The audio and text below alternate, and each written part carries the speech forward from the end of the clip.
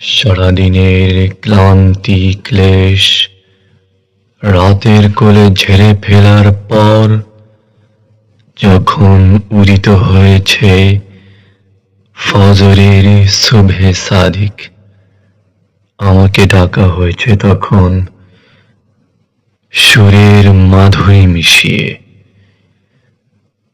রবের বড়ত্বের মহাসংবাদ পৌঁছে দেওয়া হয়েছে আমার কর্ণকুহরে বারংবার।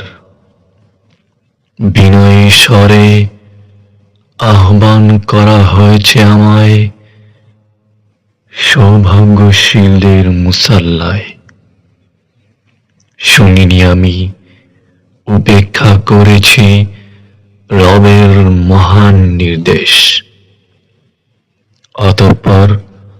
অতঃপর আমাকে আবারও ডাকা হয়েছে। জোহরের প্রতিটি উত্তপ্ত নিঃশ্বাস আমাকে সতর্ক করেছে সূর্যের প্রখরতা স্মরণ করিয়ে দিয়েছে দোজখের ভয়াবহতা। তবু উদাস থেকেছি আমি, গাফলতির চাদরে আবৃত করে রেখেছি আমার আমিকে।